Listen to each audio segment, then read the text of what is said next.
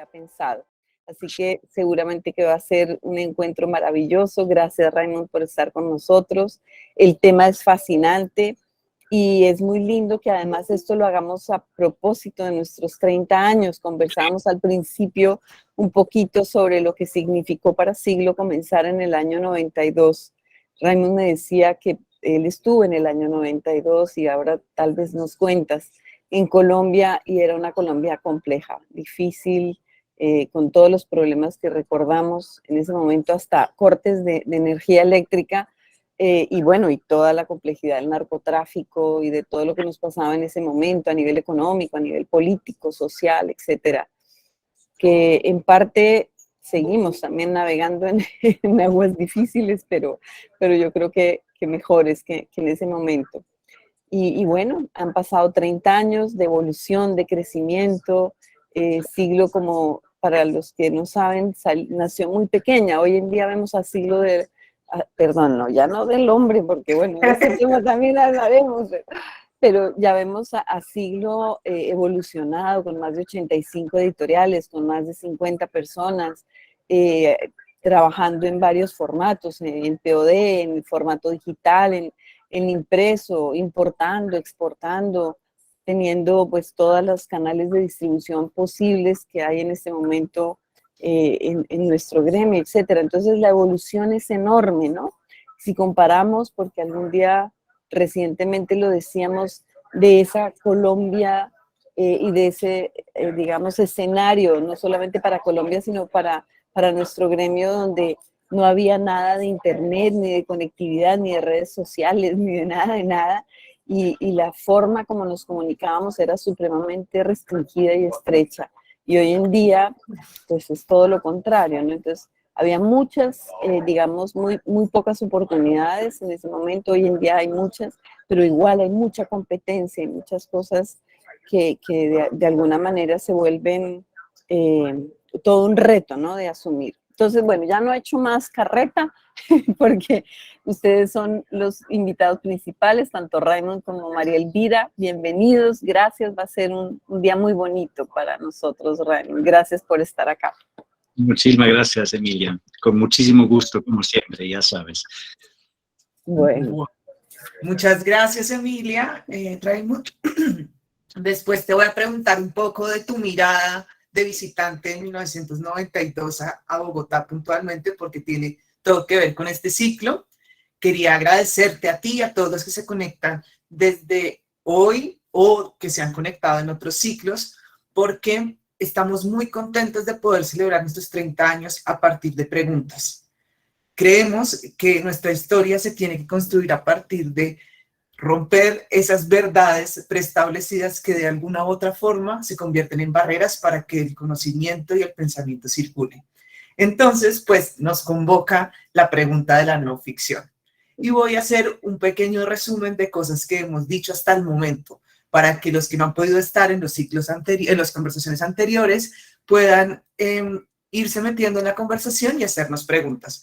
Les pido a todos los que están en el chat que no olviden que esta no es una conversación de dos, o sea, no vamos a hablar Raymond y yo, es una conversación de por lo menos 3. Es decir, que todo lo que ustedes aporten en el chat para nosotros es muy valioso en la construcción de esta conversación. Y también me pueden ayudar a poner cosas que ustedes creen que se me quedó por fuera o que a ustedes ya les está quedando claro sobre la no ficción. Creo que es importante señalar que en este ciclo hemos hablado de la no ficción como un espacio donde los libros que se incluyen ahí se interconectan entre sí. Es decir, cada catálogo que hemos analizado hasta el momento propone libros en diferentes formatos, categorizados como no ficción, pero que pueden conversar entre sí en el mismo catálogo, incluso con libros de ficción, con novelas. Y eso es importante porque empezamos a ver cómo las barreras de las categorías se van desdibujando y a veces lo importante no es el formato, sino la temática o la pregunta que se plantea. Y eso nos lleva a otro gran punto que se ha discutido en esta conversaciones, y es los libros para pensar el presente. Es decir, no tienen que ser libros que se escribieron ayer o hace 2 años, pero sí pueden ser recientes o que se han escrito hace décadas, pero que nos permitan entender la actualidad. Eso es fundamental cuando hablamos de no ficción desde las editoriales que hemos abordado hasta el momento, que son Eterna Cadencia y Godot. Pero yo creo que eso va a ser una constante en todos los ciclos y los invito a que estemos alerta a ese punto. También hablamos de los géneros dentro de la no ficción, partiendo del ensayo como el gran género de la no ficción para Eterna Cadencia, pero que nos permite pensar cosas como el ensayo es una exploración de un autor sobre un tema en específico, sobre un tema que le preocupa, y cómo va palpando poco a poco con otras voces o va experimentando esas posibles respuestas a la pregunta y no parte de un método científico, es decir, no parte de una verdad absoluta, sino que la idea es irlo conversando con diferentes fuentes de información.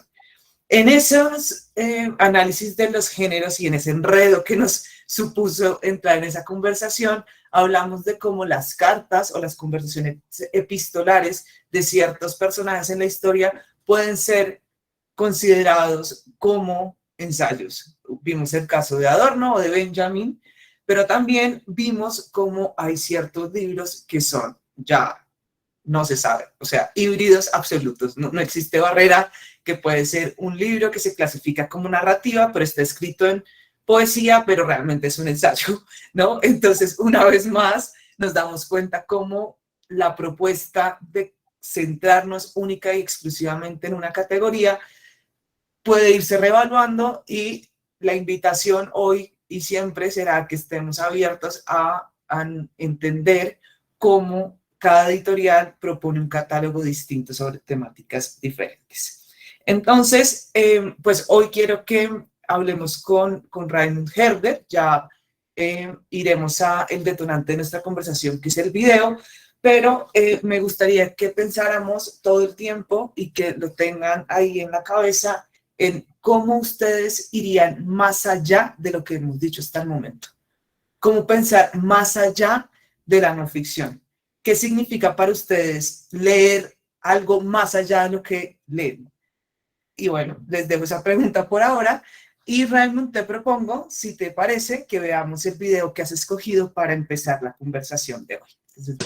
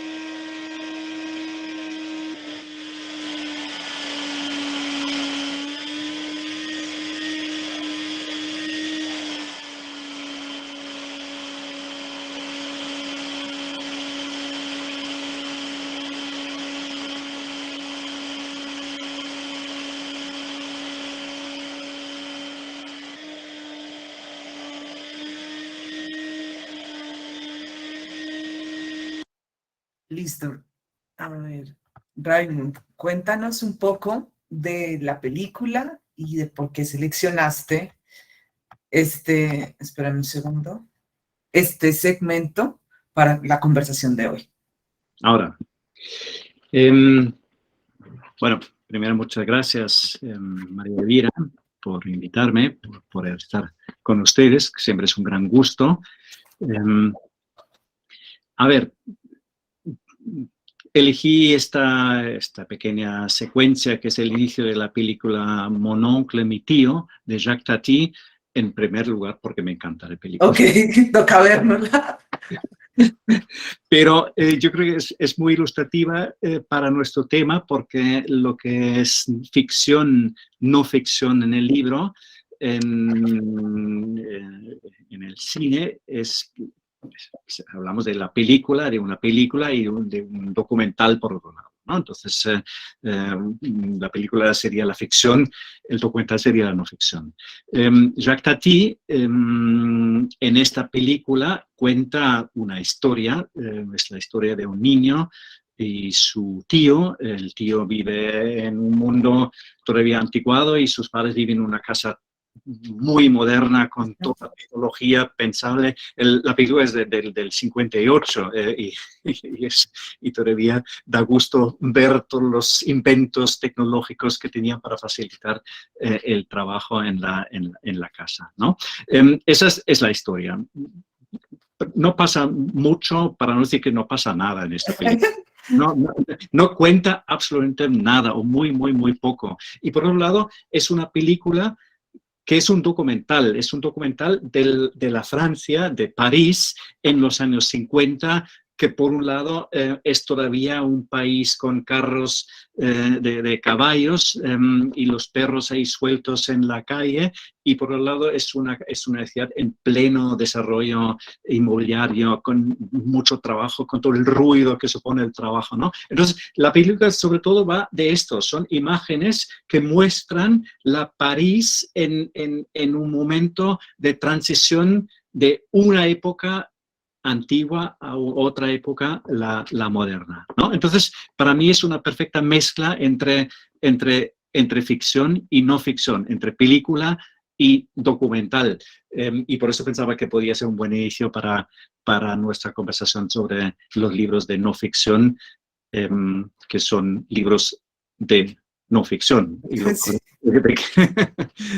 No sé si alguien de los asistentes conocía esta película, yo no la conocía y me gustó muchísimo el impacto que hay o la atención que hay en la arquitectura, donde podemos ver un poco eso que nos decías, como por un lado las ganas de modernidad representado en el diseño de las casas, en la tecnología, pero también desde la primera escena vemos una ciudad con historia, ¿no? Se ve el paso del tiempo en la construcción de los edificios. Eso me encantó, pero vi que Ángela, por ejemplo, ponía que le gustaban mucho los perritos y uno queda también pensando cuál sería ahí la relación de los animales en la historia, si nos pudieras contar un poquito o si simplemente así empieza la película y no pasa mucho más con los perros.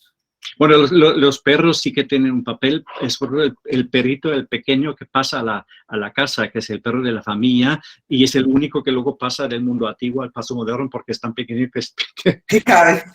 Que cabe, y los demás, los perros de la calle, tienen que quedarse fuera, ¿no? Entonces, los perros y este perrito en concreto, que también como el niño, que entre sus padres y el tío se mueve entre los dos mundos, también el pequeño perro que está en la casa y ahí lo limpian, lo lavan, lo cuidan y luego escapa y va con los perros de la calle y se divierte obviamente mucho más. Pero a mí me pasó un poco lo mismo que estaba diciendo María Victoria en el chat, en esa escena cuando entra el perrito y todos se quedan afuera, pero es que antes todos estaban comiendo de la caneca, ¿no? Era como todos somos iguales y a todos nos toca esta misma condición. Y de repente llegan a esta casa, que claramente sea una casa lujosa, y el perrito puede entrar y todos los demás se quedan, y hay un momento donde todos se quedan viendo, ¿no? Y es como, pues casi como un ejemplo de desigualdad, quienes pueden cruzar y quienes no pueden cruzar esta barrera. Exacto. Sí. A mí cuando lo vi me recordó muchísimo a los hermanos Lumière. Entonces quería que viéramos un fragmento muy corto de uno de los primeros ejercicios de la historia del cine. Y creo que también se une muy bien a lo que estamos discutiendo en este momento. Lo voy a presentar y si quieren después seguimos con esta conversación. Entonces,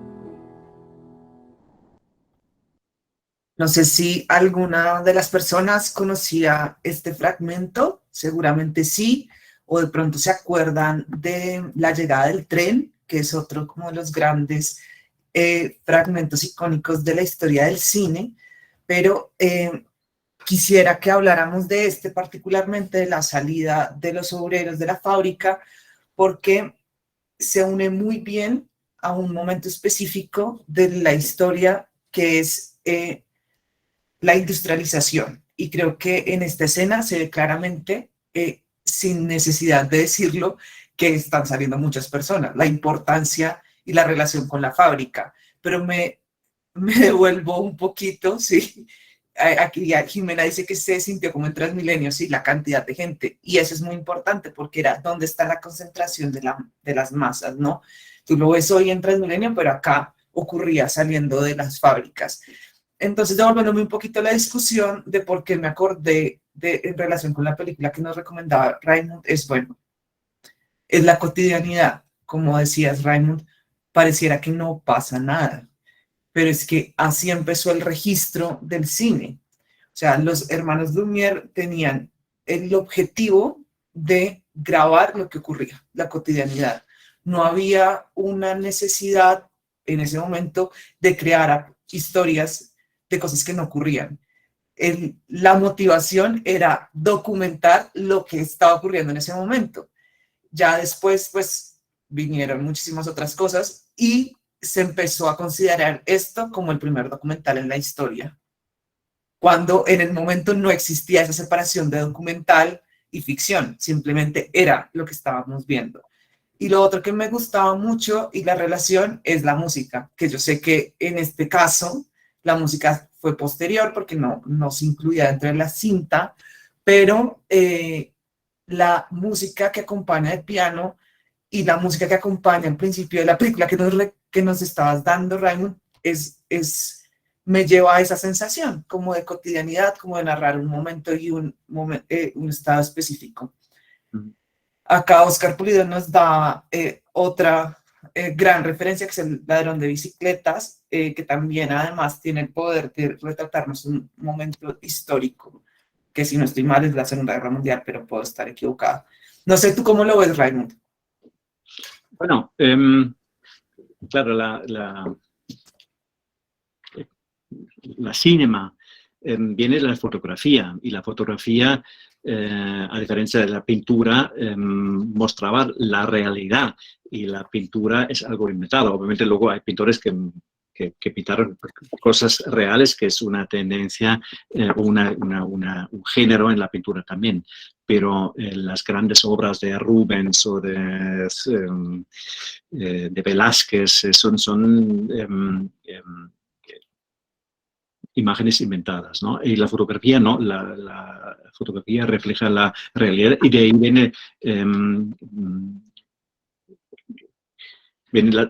como dicen en inglés, los moving pictures, ¿no? La movie viene de moving pictures, imágenes movidas que siguen siendo fotos de la realidad, ¿no?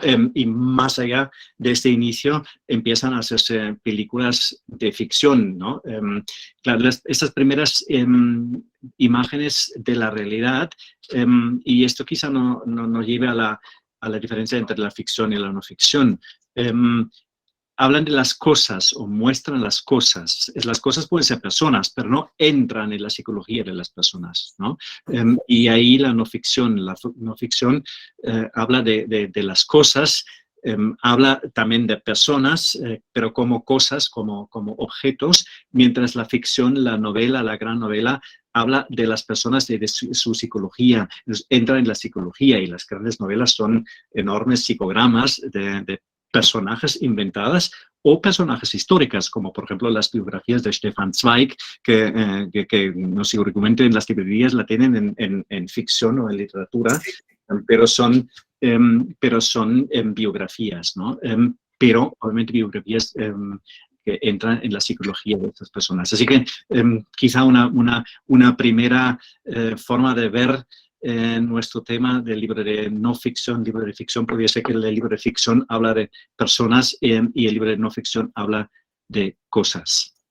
Bueno, pues ahí me llevas a un libro particular de Herder que no sé si incluye las dos, o sea, que es sobre cosas, sobre momentos históricos, pero también se mete en la psicología de la persona, que es el hombre en busca de sentido, que pues lo voy a proyectar, si nos quieres contar un poco de esto, y empezamos acá la discusión sobre estos libros, que además de ser testimoniales de época, también empiezan a combinar la psicología humana.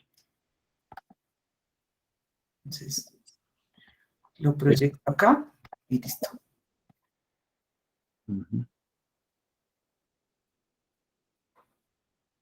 El hombre busca sentido, sí. Bueno, obviamente El hombre busca sentido de Viktor Frankl es uno de los grandes libros de nuestro catálogo. Yo creo que se publicó en Herder en 79, así que ya lleva más de 40 años en nuestro catálogo. Es uno de los libros más vendidos de nuestro catálogo, casi todos los años. Está entre o el primero o el segundo, pero siempre uno de los más vendidos.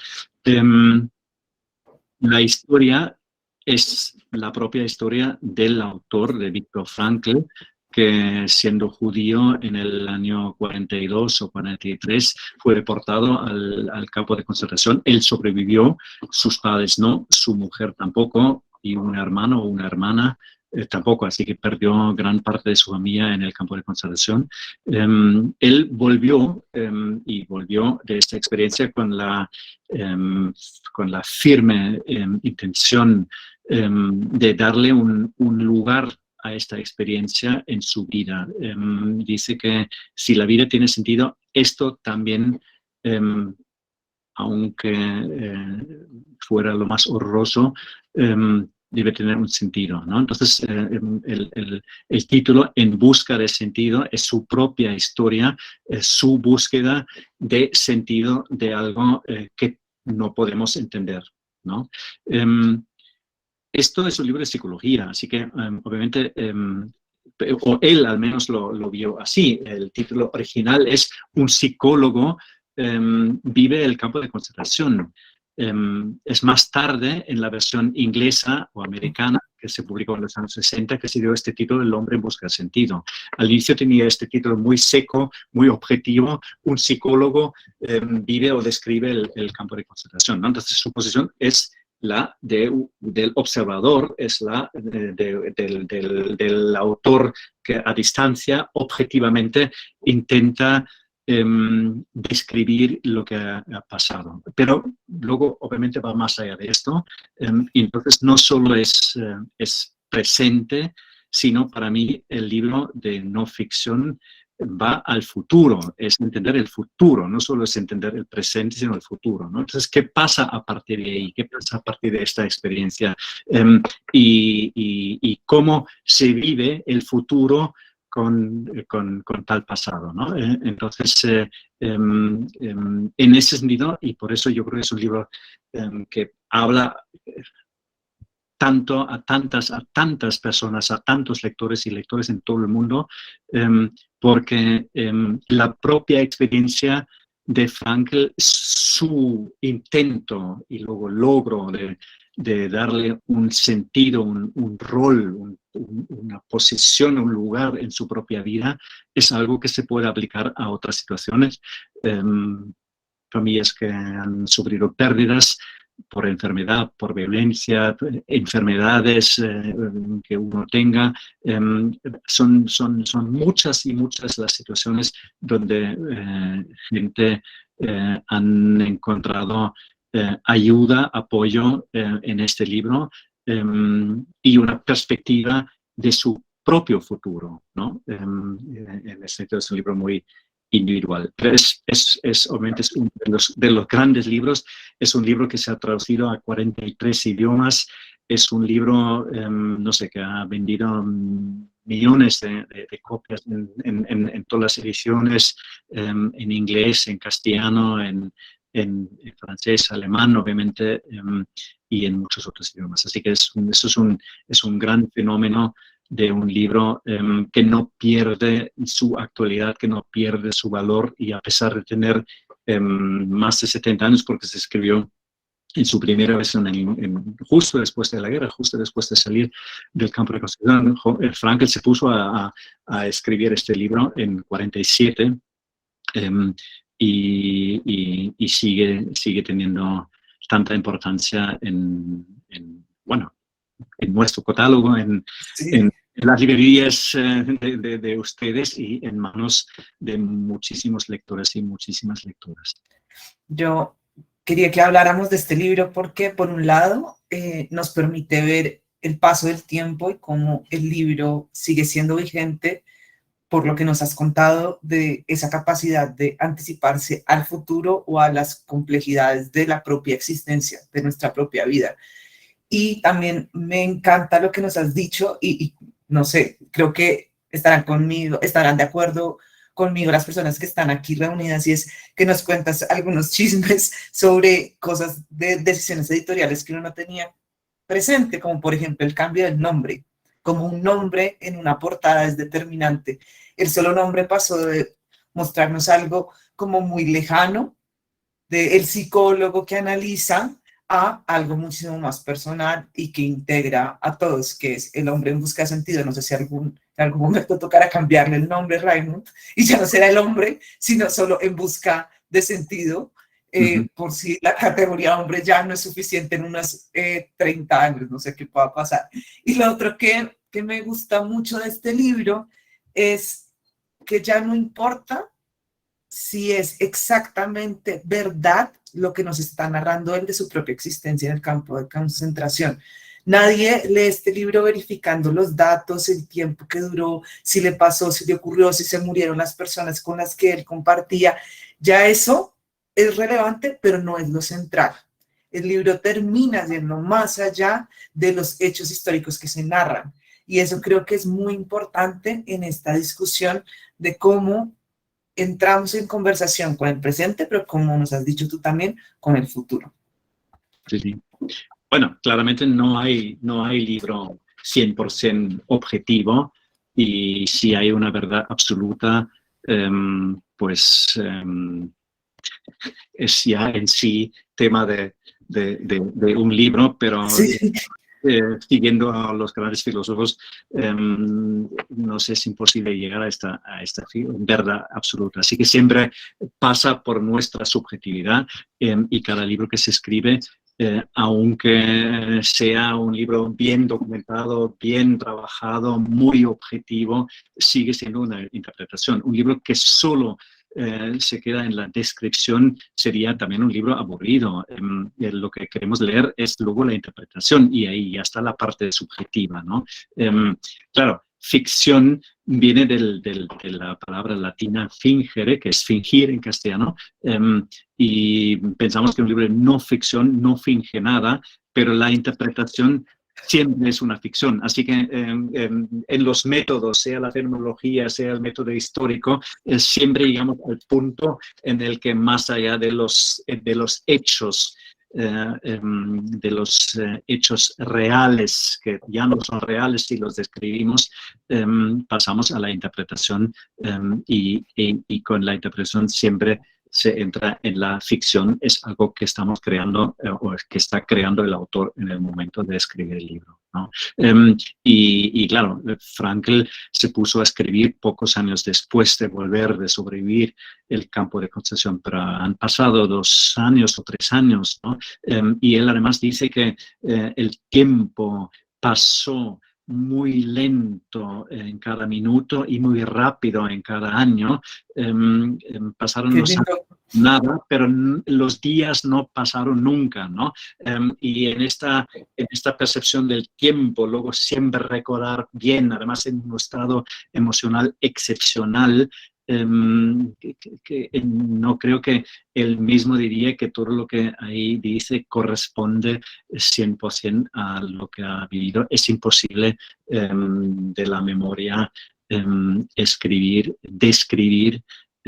algo del pasado. Así ahí también ya tenemos su interpretación, ¿no? Claro, un tema es interesante. Nosotros, como has hablado de géneros, ensayos, nosotros también publicamos correspondencias. Esto también se considera un libro de no ficción. Obviamente es un libro de no ficción porque ahí se editan cartas entre 2 personas. Y lo interesante de las cartas es que, claro, es algo del momento. Esto nos permite, sí, entrar en el momento. Eso es lo que quería decir esta persona a otra persona en el momento, ¿no? Entonces, eso es lo que más se acerca a la realidad. Pero nuestra lectura luego es nuestra lectura. Bueno, hay una parte de ficción por parte del autor y hay una parte de ficción por parte del lector, porque en el momento de leer el libro nos hacemos nuestras ideas, creamos nuestras imágenes alrededor de lo que leemos y ahí yo creo que también estamos en la ficción. Así que yo creo que el concepto de la no ficción quizá sea una categoría muy útil para las librerías, pero luego me gustaría hablar con ustedes para ver otra forma. Seguro. Bueno, Raymond,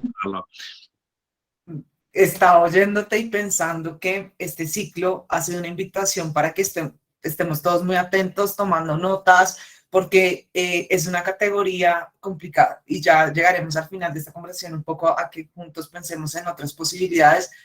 Pero te oía y decía, uy, me va a tocar repetirme esta charla un montón de veces, a sacar citas, porque hemos dicho cosas que creo que van a ser muy importantes a lo largo de este recorrido.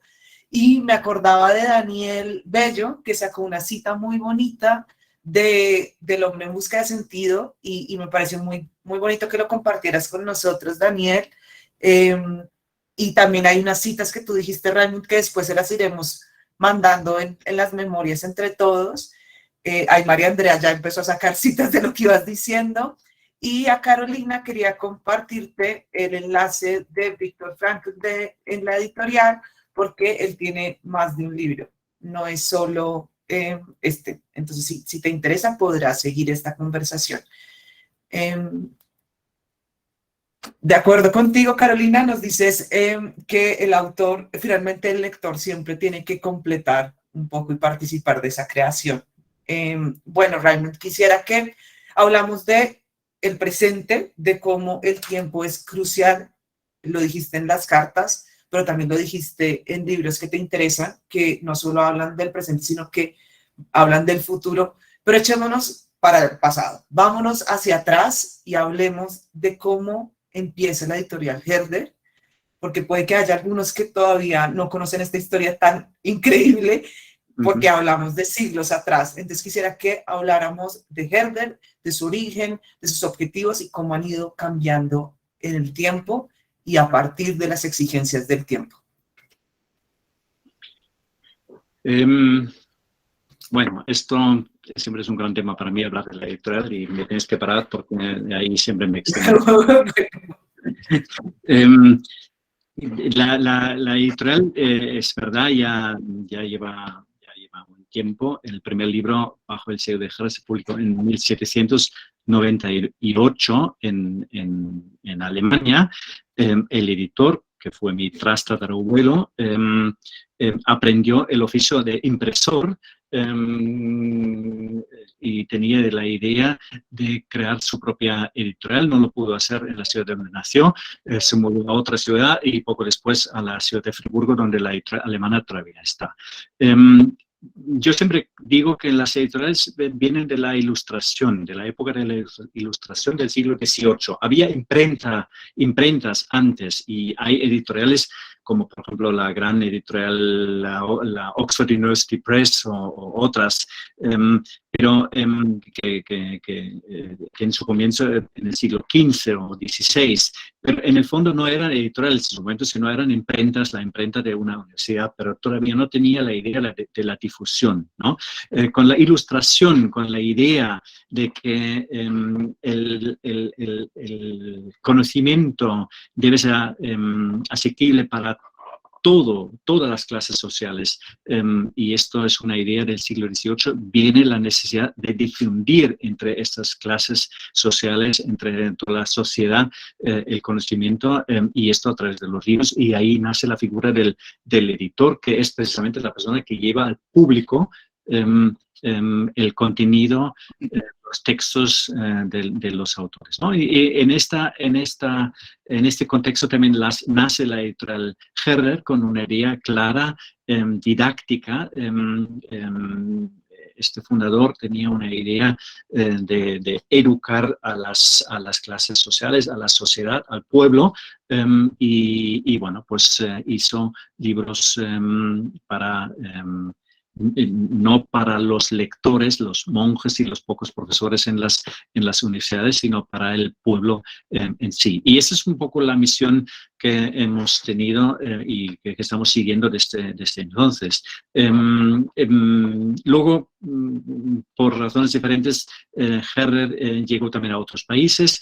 Mi bisabuelo hizo muchos viajes a España y América Latina, Centroamérica, estuvo también en Colombia, en Venezuela, esto a finales del siglo XIX, cuando ya tenían no sé cuántos libros en castellano en su catálogo, y finalmente en el siglo XX se funda la empresa en Barcelona, que ya lleva también más de 70, 80 años. Nunca sabemos exactamente cuándo empezó, así que no, una fecha. Lo puedes celebrar aniversario. Sí, no podemos celebrar ningún aniversario porque no sabemos la fecha. Pero el primer libro, y yo creo que esto lo vamos a tomar como fecha, el primer libro en castellano sabemos que se publicó en 1887, está publicado en el Boletín el día 8 de noviembre de 1887. Así que con este libro podemos decir que empezó la historia de Herder de Barcelona, del catálogo de Herder en castellano.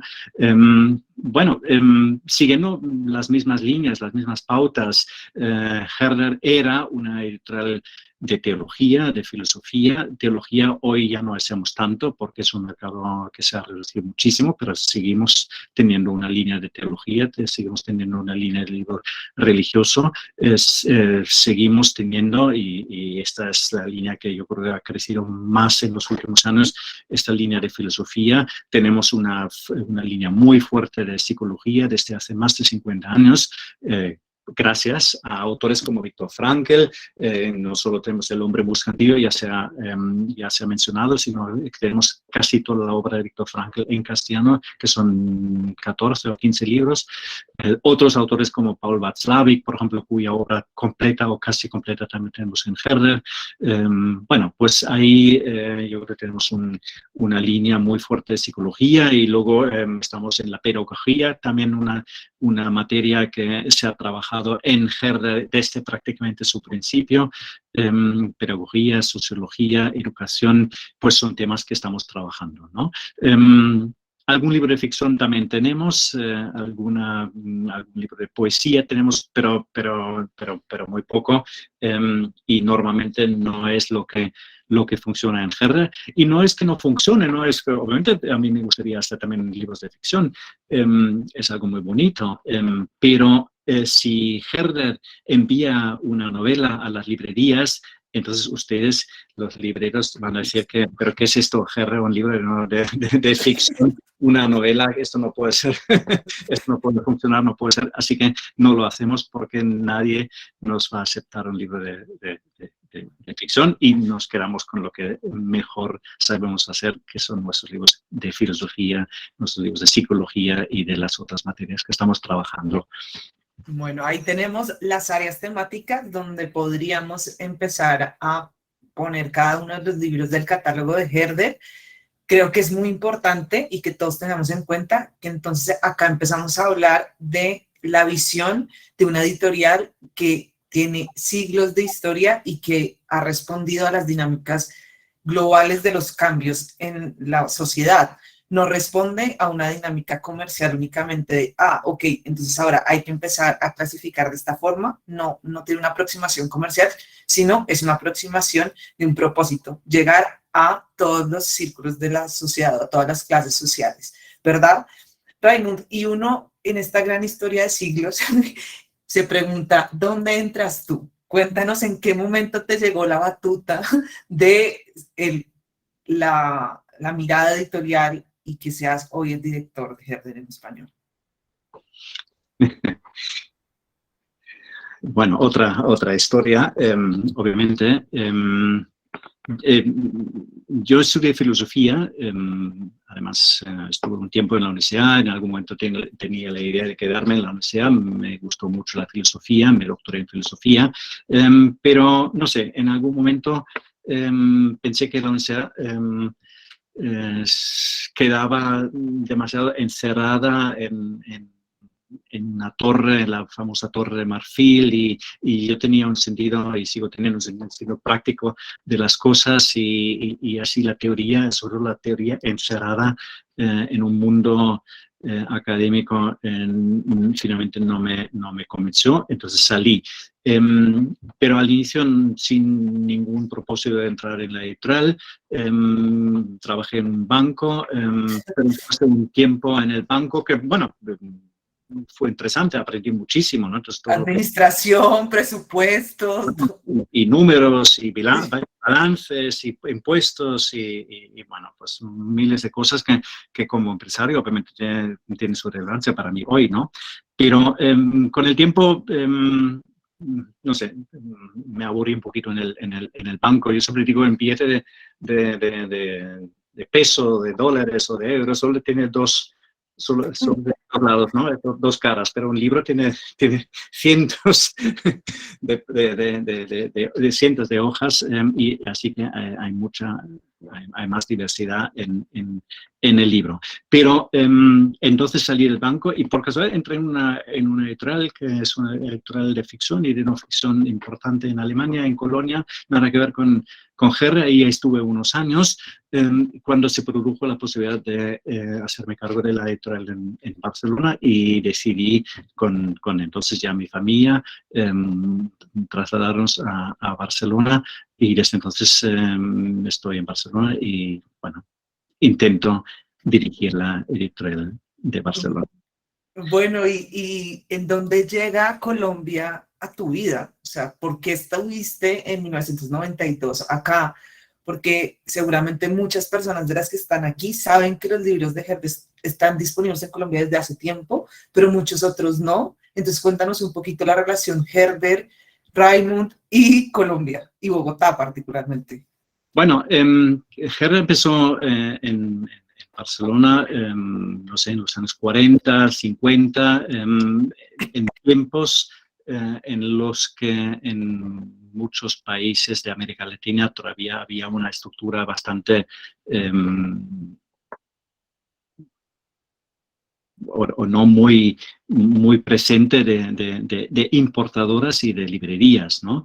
Entonces, para mejorar la difusión de los libros de Herder, se fundaron sucursales en países diferentes, así en Colombia, por ejemplo. Y Herder tenía una empresa, una pequeña librería distribuidora en Colombia, no sé, a partir del año 52 o 3, algo así. La librería estuvo en el centro, en frente del Palacio de la Justicia, a la esquina de la plaza, Bueno, ahí tenía una pequeña librería donde estudiar, de la cual descubrieron libros en todo el país de Colombia, ¿no? Y no sé, en el 86, yo tenía 23 años, todavía estaba estudiando, me fui unos meses a Colombia para conocer la empresa. Estuve trabajando en Bogotá, en la misma librería. Ahí viví en una casa no muy cerca de donde está Siglo del Hombre hoy, en la 26, con no sé, la 30, ¿no? Por ahí. Y en un autobús cada día me fui al centro, que no cabía, que ya sabes que soy muy alto, más bajitos, así que...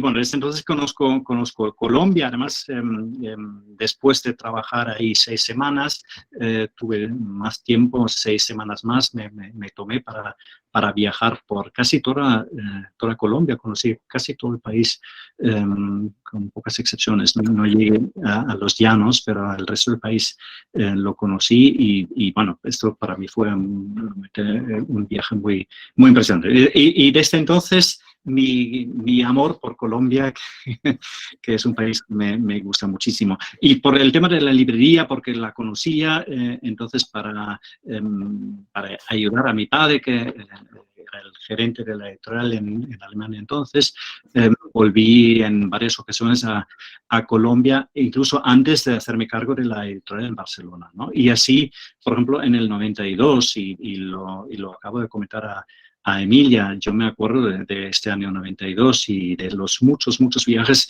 que he hecho en los últimos más de 30 años a Colombia. Creo que fue el viaje más triste y más deprimiente, porque para mí al menos fue el peor momento que yo vi, en el que vi Colombia, que no sé, me acuerdo que estuve en un hotel en el centro, en la Jiménez, y prácticamente no me atrevía a salir a la calle por la noche, que no había luz en la calle, todo estaba oscuro, no saliste, no había restaurantes, y no sé, fue un momento bastante triste y obviamente políticamente muy difícil. Y bueno, yo creo que es un gran logro, es un gran atrevimiento fundar una empresa en unas circunstancias tan difíciles como fueron las del año 92, ¿no? Y no, luego volví a Colombia en otros años, y a partir del 99, cuando me hice cargo de la editorial en Barcelona, casi todos los años, a veces dos veces al año incluso, y he visto también cambiar Colombia, no sé,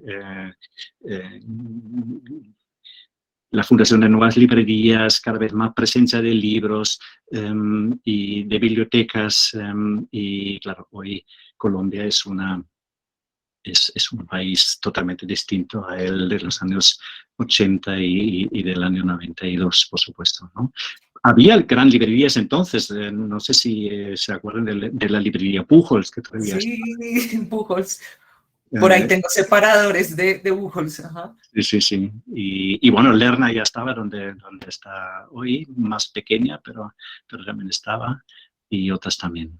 Sí. Bueno, muchos de ustedes estarán preguntando, bueno, ¿y por qué hablamos tanto del pasado, de la historia? Y parte de estas conversaciones lo que quieren es construir un espacio de cercanía con los editores y las editoras.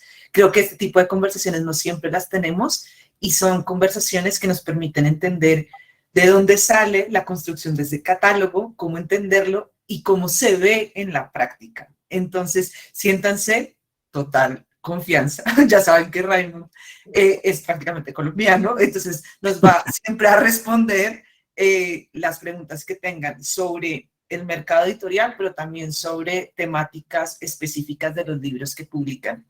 Y en ese ejercicio, Raymond, de tratar de entender el catálogo de Herder y un poco desde dónde sigues tú el propósito de llegar a todas las clases sociales, quisiera que habláramos, y devolviéndonos a la ilustración de la enciclopedia, pero la manera como ustedes han construido una enciclopedia virtual en la página web de Herder, que me encantaría que nos pudieras hablar de este ejercicio y de cómo se pensó y bueno, Yo la verdad ayer me quedé un montón de tiempo, incluso hice mis búsquedas, pero no sé si alcanzan a ver que busqué no ficción y no aparecía nada. Entonces fue como, bueno, cambiemos de categoría y busqué ficción y aparecieron otras cosas que además me ayudaban a pensar este ciclo. Entonces cuéntanos un poquito de esto, Rani. Bueno, obviamente publicar libros o llevar libros a su público, que es el oficio del editor, como he dicho, no se define solo por el canal del libro. Los contenidos se pueden publicar hoy de otras formas. Y claro, con el Internet tenemos nuevas posibilidades, o con el formato electrónico también tenemos nuevas posibilidades de hacer libros. Herder es una de las editoriales, o quizá la editorial que publica en castellano, que más diccionarios temáticos en humanidades tiene. Tenemos un montón de diccionarios de teología, de filosofía, de sociología, bueno, luego obviamente los diccionarios también de idiomas, pero es un poco otro tema, ¿no? Pero sobre todo viendo los diccionarios temáticos en humanidades, pensamos que sería interesante llevar todo esto a una enciclopedia, una enciclopedia de las enciclopedias, una página donde queríamos reproducir todos esos contenidos, porque claro, la gente se acostumbra a buscar su información en Internet, y los diccionarios, con pocas excepciones, hoy venden menos que hace 20 años o 30 años, ¿no? El proyecto finalmente no logramos realizarlo tal como queríamos, porque es un problema de derechos. No podemos... Okay. Los libros, los diccionarios que tenemos en papel, salvo algunas excepciones a Internet. Entonces, aquí lo que tenemos es una enciclopedia de filosofía y de teología. No está incluido nada de psicología, con todas las referencias de los textos y de los libros y de los diccionarios que de forma abierta podemos mostrar al público, que es una pequeña parte nada más de lo que nosotros tenemos en nuestro catálogo, ¿no? Lo que se ve aquí en la página ahora es la versión actual, pero tenemos un nuevo proyecto porque queremos vincular esta enciclopedia de filosofía a nuestro portal de Filosofía en Co, que luego quizá tengamos un poco de Filosofía en Co y de la nueva revista, y queremos juntar estas dos páginas, estos dos portales, porque se dirigen al mismo público. Es un público general, un público interesado en filosofía, pero un público claramente no académico, ¿no? Y esto es para... obviamente dar una información para gente que busca información alrededor de la filosofía, pero para nosotros es también una posibilidad, una plataforma para hablar de nuestros libros. Así que en las referencias que damos, obviamente, no solo, esto no es posible, pero cuenta con una presencia grande de autores y de libros de Herder, ¿no? Así que también la consideramos como una plataforma de promoción de nuestros autores y nuestros contenidos y nuestros libros. Raymond, quisiera aprovechar porque seguramente después no va a tener la oportunidad de tener de hacerte esta pregunta, y es: ¿cuál sería la diferencia entre un proyecto de enciclopedia y un diccionario temático o un diccionario? ¿Cómo nos podrías ayudar a ver esas distinciones? Bueno, un diccionario temático obviamente es algo que se reduce a una cierta temática. La enciclopedia es, bueno, ahí está esta palabra paideia, educación, y ciclo, en ciclo, ¿no? Entonces, en círculos, educando en círculos, que son círculos que van creciendo constantemente, ¿no?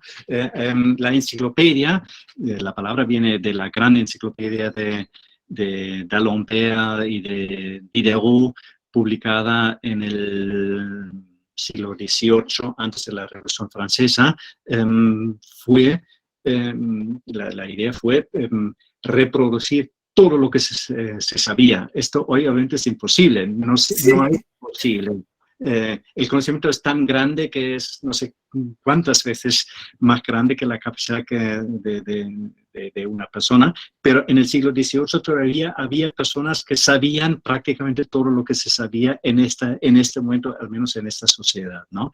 Y la idea fue reproducirlo todo o guardarlo, archivarlo y hacerlo accesible a un público general. Esta es la enciclopedia y un diccionario es algo temático. Bueno, y eso que nos dices no se aleja mucho del sueño de Internet, ¿no?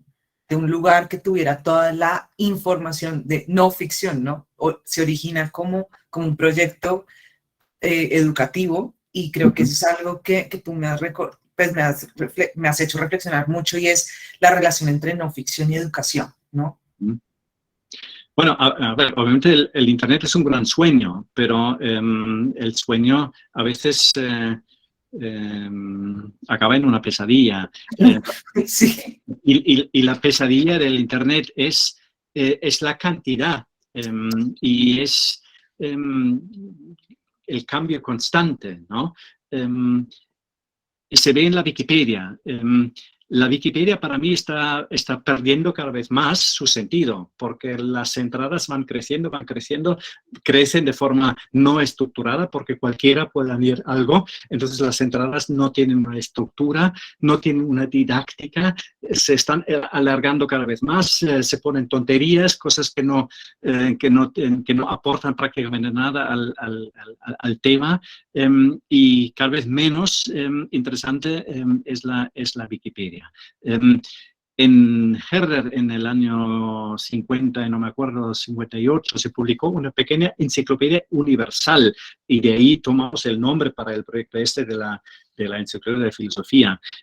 Eso fue un diccionario no sé, de este formato, de unas 800 páginas, con definiciones o entradas de 3, 4, 5 líneas, ¿no? Okay. Es un reto. Intenta es un quick. escribir o contar quién fue Aristóteles en 4 líneas, ¿no? En Wikipedia hacerlo en no sé cuántas páginas, además sumando información de mucha gente, es muy fácil, pero luego no es muy interesante porque nadie llega a leerlo en el momento primero de buscar la información, ¿no? En 4 o 5 líneas ya es otra cosa, ¿no? Entonces, claro, ahí en Internet, por la enorme cantidad, y sabemos que hoy en día en Internet cada día se publica más que antes se publicaba en un año en libros o en 10 años, ¿no? Que es enorme esta cantidad en que hace falta un filtro o unos filtros. Y estos filtros especialmente somos nosotros. Los editores. Y las librerías, ¿no?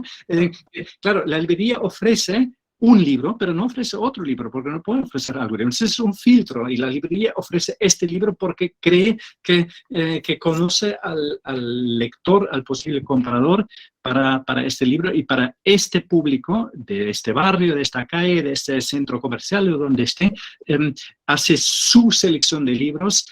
Y en este sentido funciona como filtro. Y nosotros lo hacemos a través de nuestro catálogo. Y ahí está la justificación de nuestra existencia y la será para un tiempo más. Sí, bueno, quisiera traer 2 ideas a la discusión para cerrar esta parte y después irnos ya a unos ejemplos concretos del catálogo, Raymond. Y lo primero es que Daniel nos hace una pregunta en el chat que está bien difícil y es, hemos hablado del pasado, entonces nos dice... según lo que hemos hablado, el pasado, al ser interpretado, ¿es ficción? ¿Qué opinas tú? Bueno, interpretar el pasado es ficción porque es interpretación. Si mantenemos esta definición, Sí. ¿no? Entonces, el pasado claramente ha pasado, por eso se llama el pasado, porque ha pasado. Entonces ya no está. Si no está, es imposible hablar de él de otra forma, a través de la interpretación, y esto para mí necesariamente tiene que ser un acto creativo, y como hemos dicho antes, por parte del autor y por parte del lector también, ¿no? Y ahí entra el elemento o la dimensión de ficción en la interpretación del pasado, ¿no? Y si luego vamos del pasado al futuro, que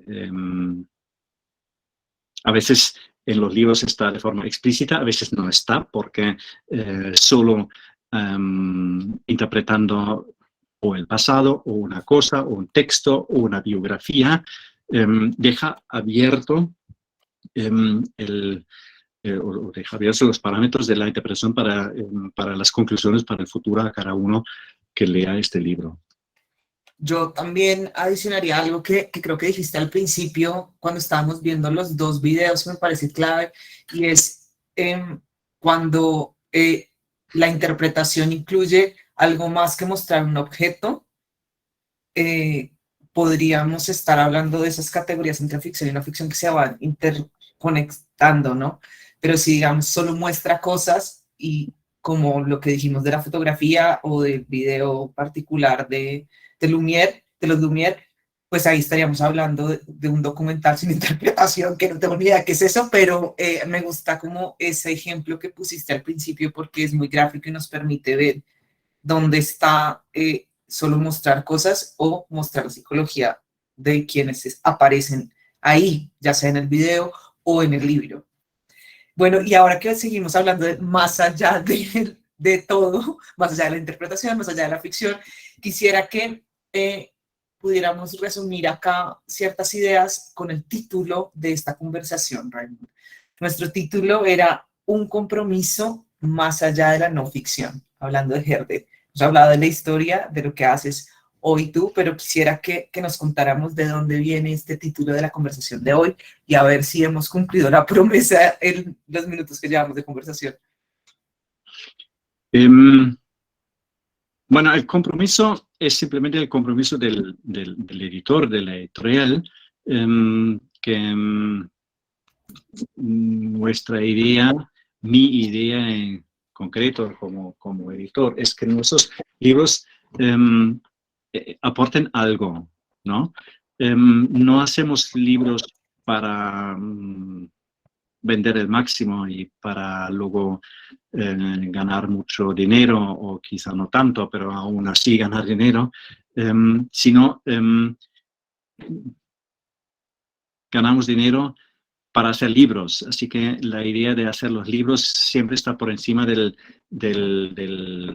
la parte económica del negocio. Al mismo tiempo sigue siendo un negocio y yo soy empresario, y a final de año las cuentas tienen que cuadrar, ¿no? Pero la cuestión es con qué intención. Así que hay un compromiso, y este compromiso es un compromiso con respecto primero a la calidad de los libros y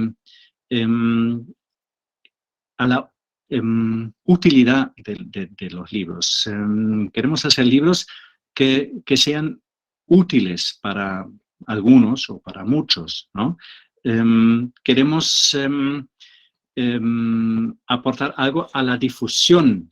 El editor es el vínculo entre el autor y el lector, ¿no? Pero estas ideas que un autor o una autora puedan tener en su casa escribiendo un libro, tienen que difundirse. Este es el compromiso que tenemos, ¿no?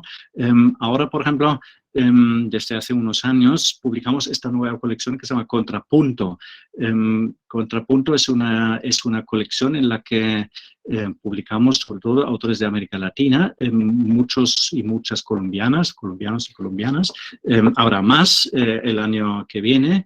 El próximo libro es de otra profesora de Colombia que se llama Flor Emil Ceceli. Y ahí, digamos, difundir estos libros no solo en Colombia, porque, digamos, obviamente publicándolos en una editorial colombiana se haría igual, pero nosotros queremos, o mejor, pero nosotros queremos difundir este pensamiento también en España, y esto o en Europa. Y esto después de muchos años de haber exportado contenidos europeos a América Latina, ¿no? Y para mí, ya desde hace tiempo, ha llegado este momento de hacerlo al revés. Es casi una deuda que tenemos y por eso con mucho gusto empezamos hace 3 años esta nueva colección, ¿no? Entonces es parte del compromiso. Si hago los cálculos luego, bueno, a ver qué pasa, tiene que cuadrar, pero quizá es un proyecto económicamente más difícil, ¿no? Ahí, digamos, hay muchas formas de compromiso que intento de respetar en mi día a día, en mi trabajo de cada día, en la selección de los títulos, en la definición de cómo hacer el marketing, de cómo difundir los libros, de cómo trabajar con los socios que tenemos en países diferentes, como en Colombia, a través de ustedes, del Siglo del Hombre, y a través, luego en concreto, de las tantas librerías que hay en Colombia, ¿no? Entonces, todo esto responde a una forma de ver nuestro trabajo. Raymond, muchas gracias por además mencionar concretamente la colección Contrapunto, porque es un gran ejemplo de ese compromiso que va más allá.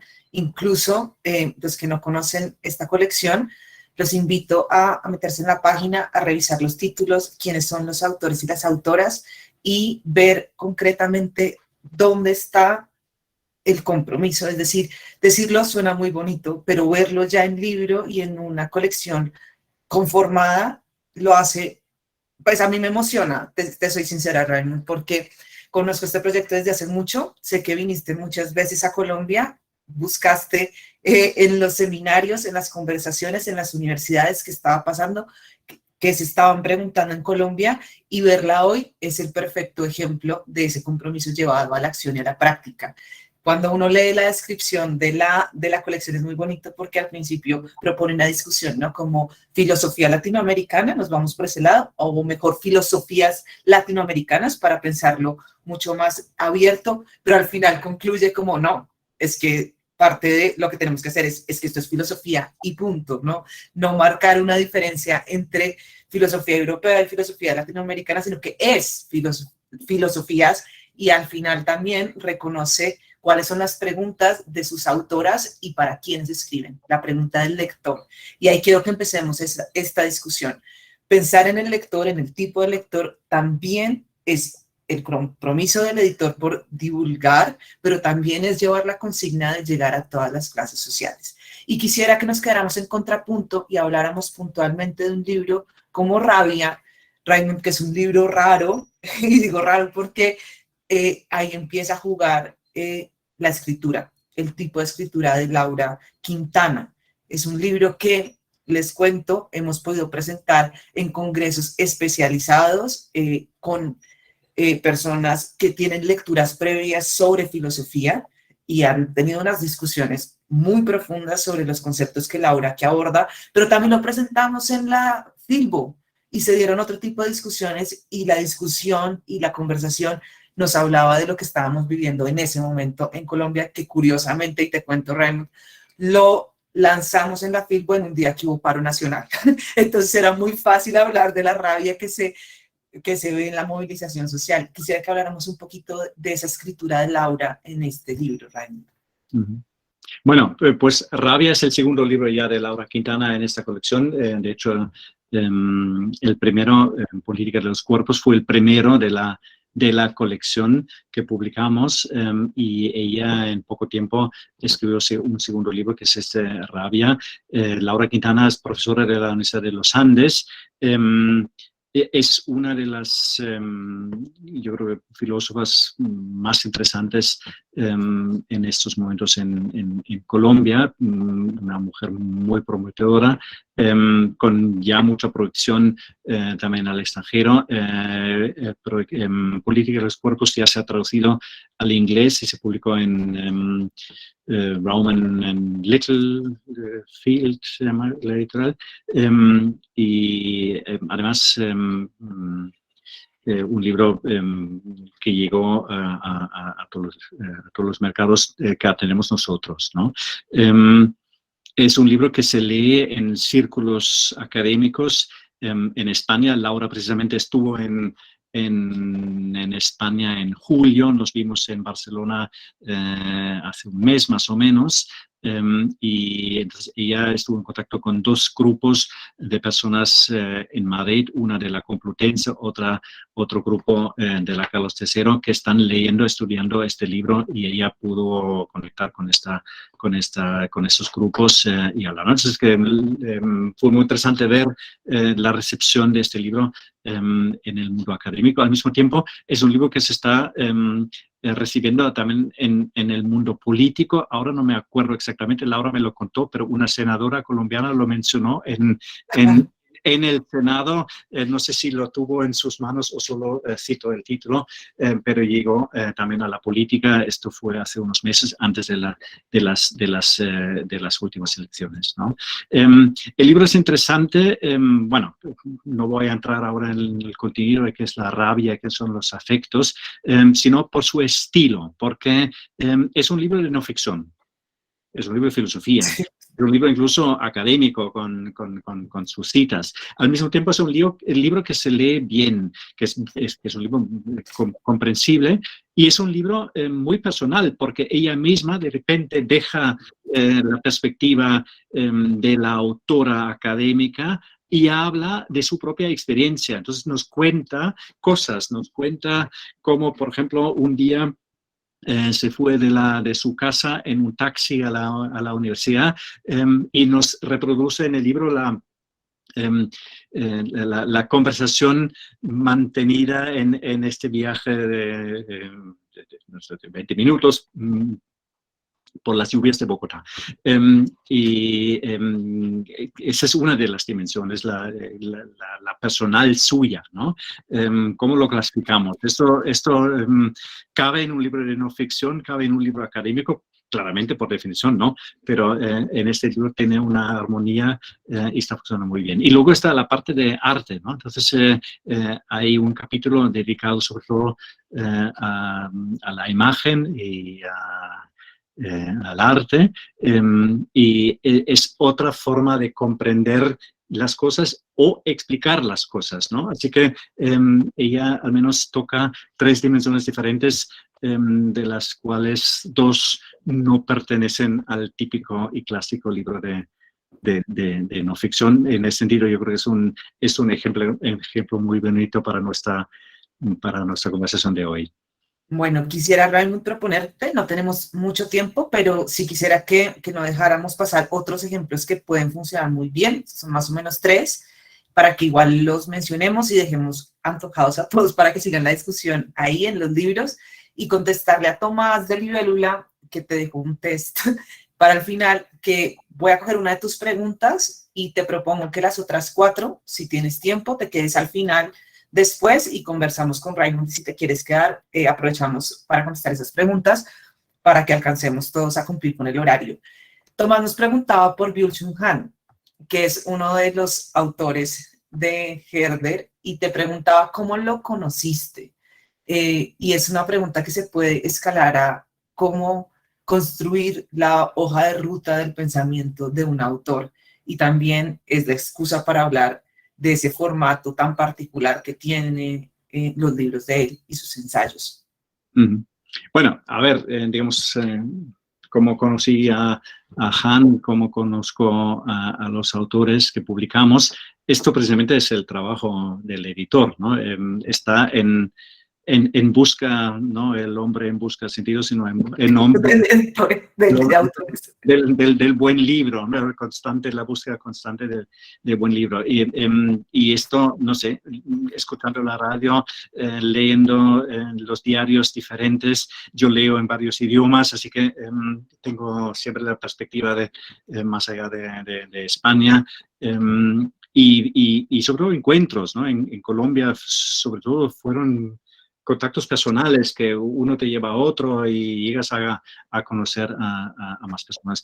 Byung-Chul Han, muy simple, un día hace 10 años más o menos, no, un poquito más porque lo publicamos hace 10 años, el Cansancio salió en 2012, así que fue el año anterior, camino a la feria de Frankfurt, que es la gran feria de libro internacional, la más importante en el mundo, y fui en tren leyendo un diario alemán con un suplemento amplio de las novedades de esta feria, y hablaron de un libro de un tal Byung-Chul Han, La Sociedad del Cansancio, un libro de filosofía que en 3 semanas se había reeditado o reimprimido por tanto éxito, ¿no? Entonces, digamos, con el diario en mis manos me fui directamente al stand que lo había publicado, y me lo miré y luego tomamos un tiempo porque nadie más se interesó por ese libro, interesantemente, en su momento,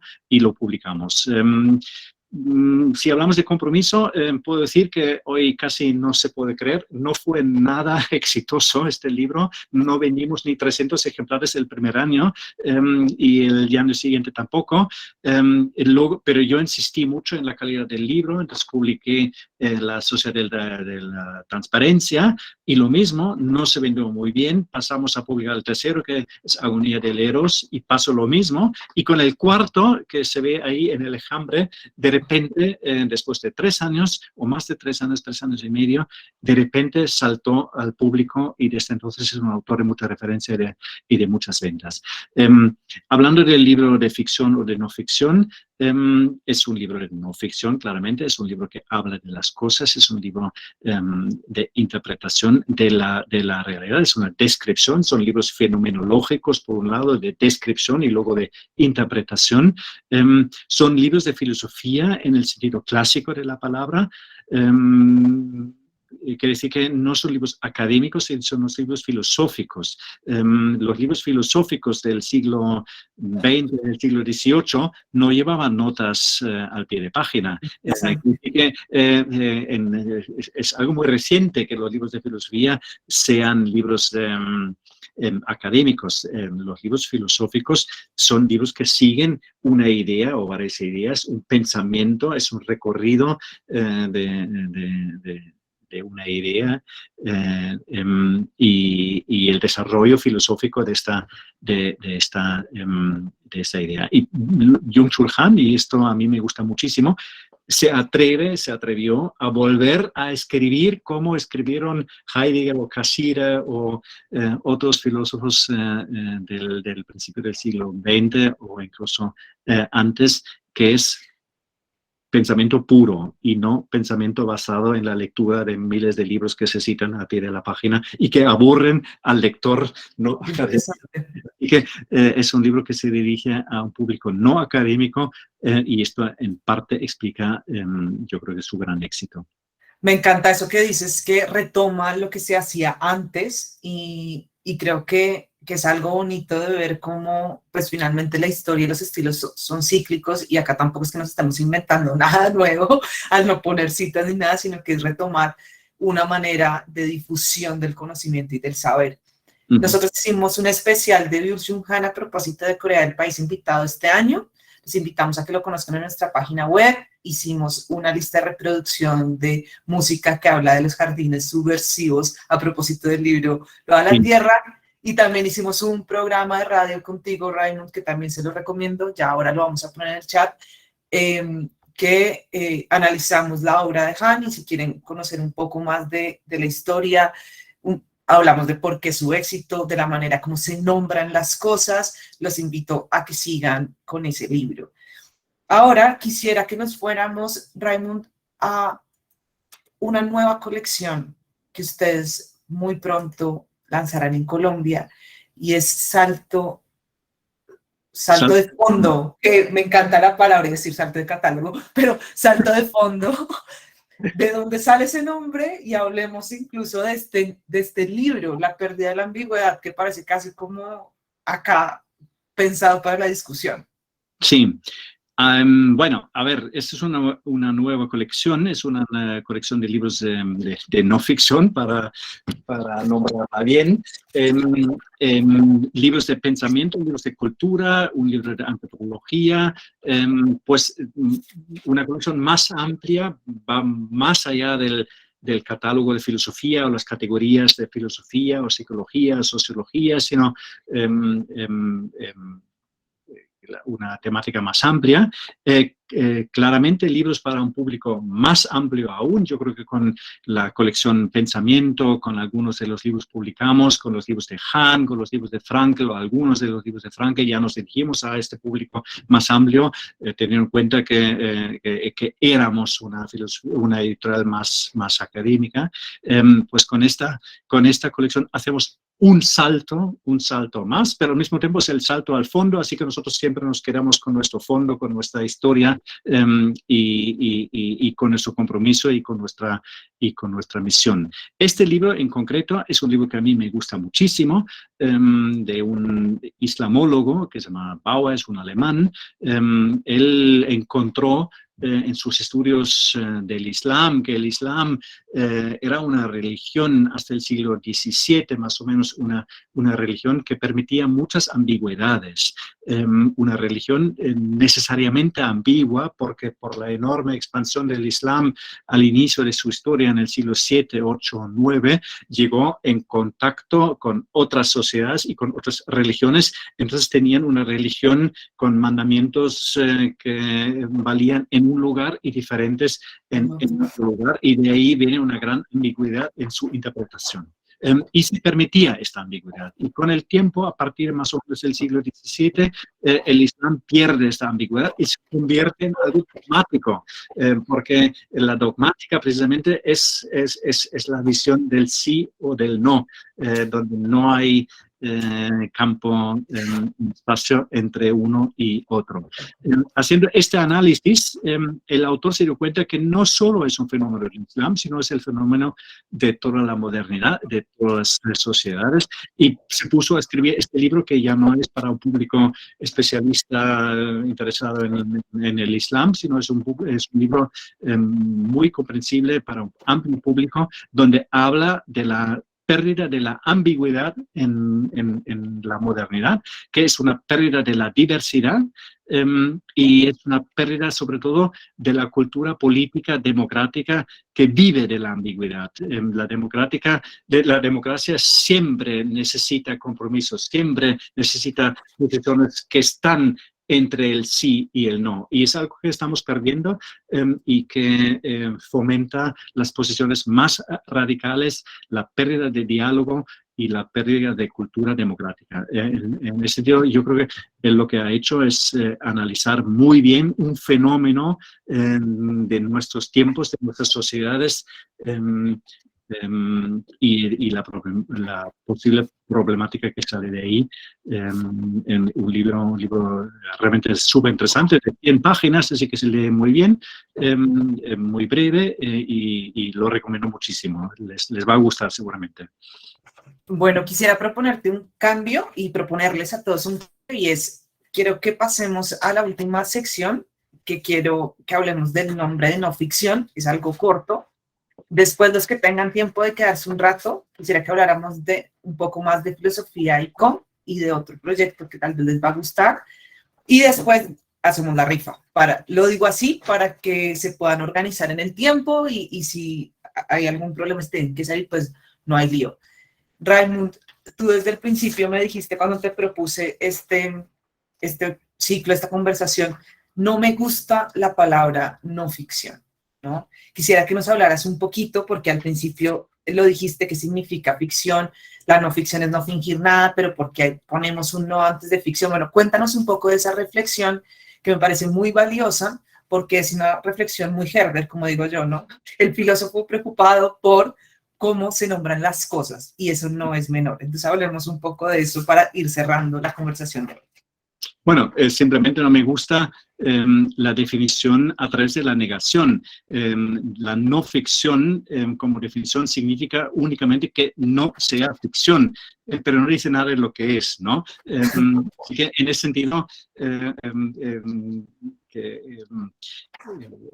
no me parece una definición muy completa y no muy instructiva, ¿no? Yo creo que al inicio ya lo dije un poquito. A mí me gusta diferenciar, y tampoco es algo que funciona 100%, así que me quedo con Thomas Bauer y la ambigüedad. A lograr a definir 100% el libro, pero uno puede ser un libro de cosas y otro puede ser un libro de personajes, de psicologías, aunque sean inventadas, ¿no? Yo dejaría esas categorías. Entiendo que en las librerías tienen sus estanterías y tienen su sección, pero quizá se puede intentar hablar más de temática, ¿no? Y ahí mezclar libros de ficción y de no ficción, libros de personas, de psicología, de cosas, de pensamiento, alrededor de una temática que, no sé, hay tantas que puede ser, no sé, puede ser la familia, puede ser la sociedad, la democracia, puede ser la muerte, puede ser la vida, puede ser, bueno, miles de cosas se me ocurren, y no pensar demasiado en categorías. Entiendo que esto es algo para las mesas y no para la estantería, donde sí hay que poner un papelito que pone filosofía, sociología, psicología, porque si no, el posible lector no va a encontrar lo que está buscando, ¿no? Así que es una propuesta parcial. Y para conversar también, para ir tanteando a ver cómo nos va. A mí me gusta esa invitación de la ambigüedad. Creo que también nos puede generar grandes ideas y puede retarnos la creatividad.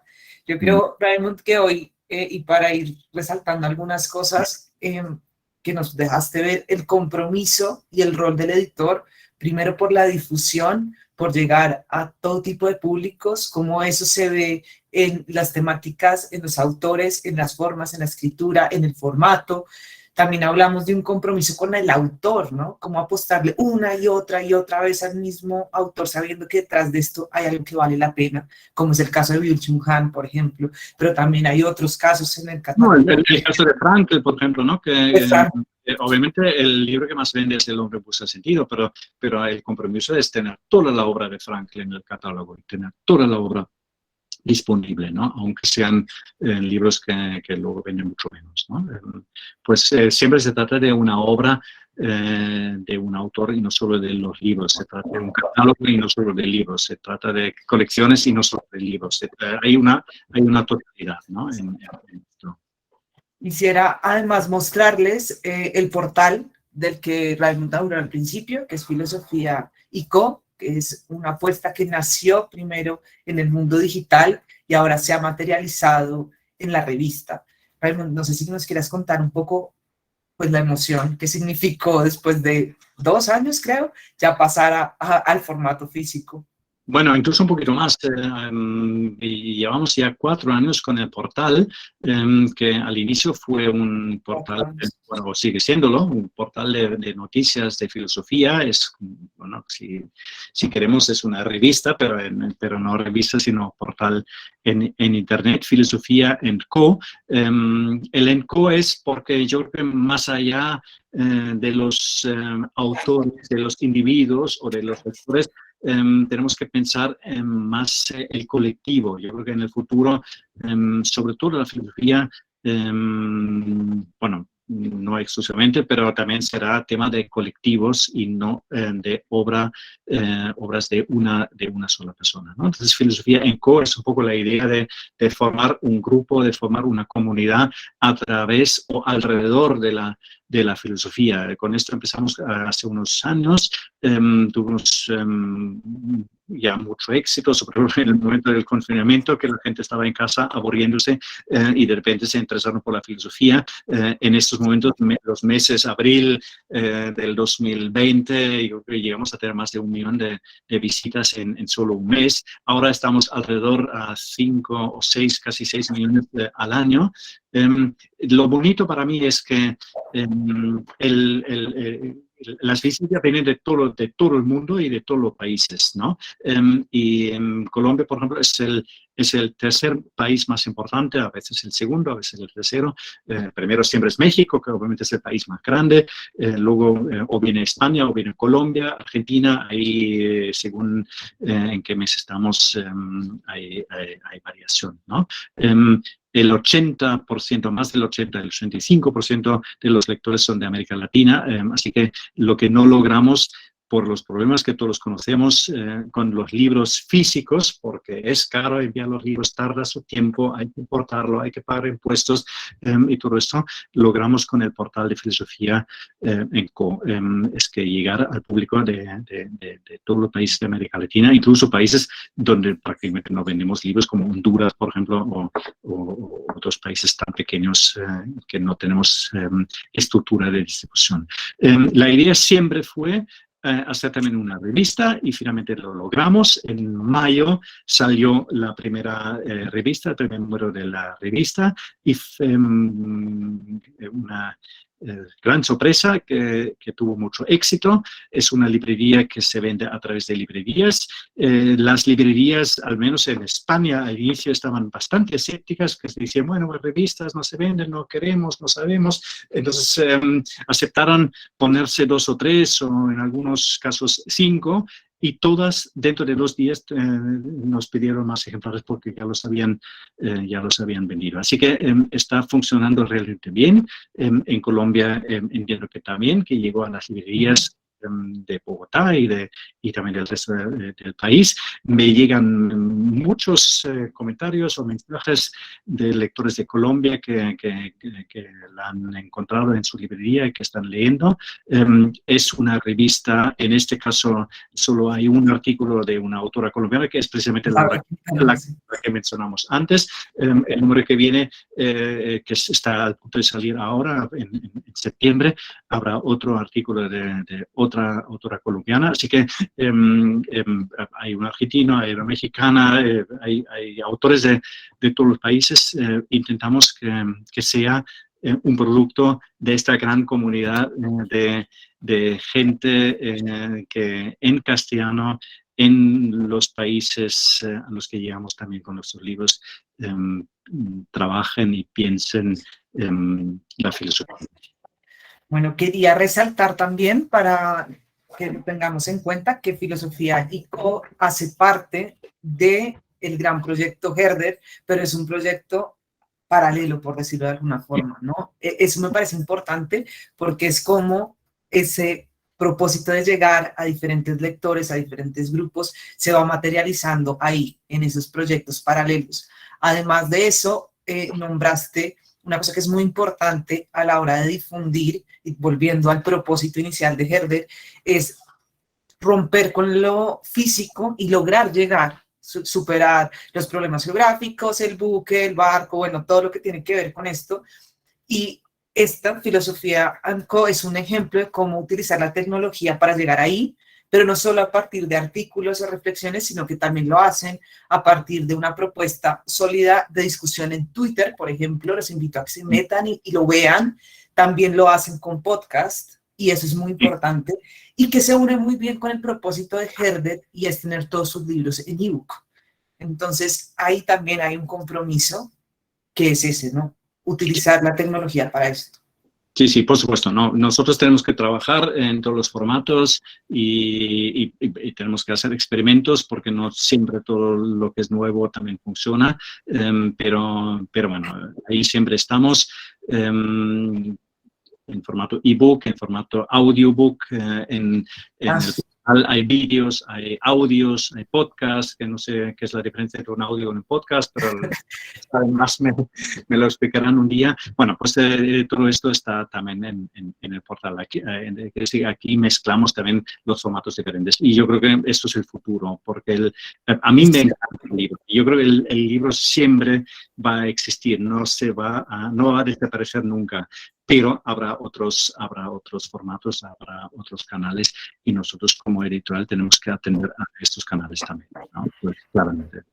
Bueno, y simplemente voy a cerrar con otro de estos proyectos que se inventa Raymond, y para antojarlos, porque ya hicimos una conversación solo de este proyecto, que es La Otra H. Es otra editorial totalmente diferente a a lo que ya hemos hablado, pero que si se ponen, y que lo vamos a hablar un ratico ahorita, pues cumple con ese propósito de llegar a otros públicos. Nosotros hace un año más o menos, Raymond, hicimos una conversación contigo, que ahora la dejaremos en el chat, que hablaba de eso, de las grandes ideas en imágenes. Entonces, para dejarlos antojados, para que nos vean en la otra conversación, cuéntales un poco de dónde salió esta idea y cómo se ha ido transformando hasta llegar a este otro portal que es La Otra H. Bueno, es siempre lo mismo. Buscamos nuevas formas, nuevas maneras, nuevos canales para transmitir los contenidos que nos interesan al público, que es nuestro público. Y la idea, obviamente, de llegar con temas de la filosofía a un público más amplio, a un público no académico, a un público joven, pues nos llevó a este formato manga. Hicimos un libro, que el primero fue el Así habló Zaratustra, de Nietzsche, que creo que también lo publicamos en el 2012, 2010, no me acuerdo exactamente, más o menos hace 10 años, un poquito más, y fue un gran éxito. Este libro se publicó bajo el nombre Herder, ¿no? Y publicamos un segundo, La Divina Comedia, luego otro, y con el tiempo, no sé, llegamos a tener varios libros de esta nueva colección en Herder, y un día me fui a un congreso de filosofía en la Universidad de Valencia, y ahí estuvo una librería con una mesa, y en esta mesa se encontraron únicamente libros de La Otra H. Entonces, que bien, me alegro muchísimo, pero ¿dónde queda? Y en este momento decidimos cambiarle el nombre y darle otro nombre para distinguirlo un poquito, diferenciarlo de Herder, y bueno, elegimos el nombre La Otra H. La H obviamente es la H de Herder, así que no nos vamos de Herder, sino es la otra H, es la otra forma y la otra cara, o una cara más de Herder, a través de la cual difundimos textos y contenidos de filosofía, y también con cierto éxito. Bueno, Raymond, pues muchísimas gracias por seguir abriendo esta discusión.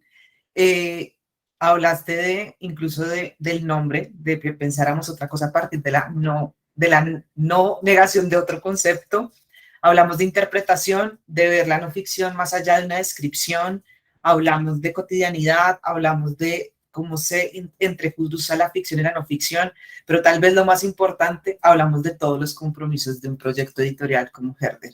El compromiso del editor por la difusión, el compromiso de llegar a otros lugares de la sociedad siempre y en cada momento de la historia, porque eso va variando, no siempre son los mismos círculos que se rompen. Hablamos de un compromiso por pensar las formas, de ir rompiendo cómo un libro académico puede estar en primera persona. Hablamos también de este proyecto que va y que piensa la imagen para llegar a otros públicos. Hablamos de filosofía y del internet, de la enciclopedia. Bueno, muchas gracias. No sé si algo se me queda por fuera, pero creo que acá nos queda la tarea a nosotros de seguir pensando e ir articulando todo lo que nos has dicho hoy con nuestro pasado, con esa ficción y con lo que viene del futuro. Muchas gracias, Raymond. Pues muchísimas gracias a ti, María Elvira, y en general a todo el equipo de Siglo del Hombre, que está haciendo un gran trabajo para nosotros y para nuestros libros en Colombia. Y terminar con felicitarles los 30 años y que sean 30 años más y después 30 años más. Y luego hablamos. Sí, 30 años para seguir pensando y 30 años que hemos pensado al pasado, 70 que vienen para completar el siglo. Entonces, sin más, gracias por todo. Nos vemos y hasta la próxima. Entonces. Hasta la próxima. Sí. Un abrazo. Chao. Gracias a todos y todas. Hasta pronto. Adiós.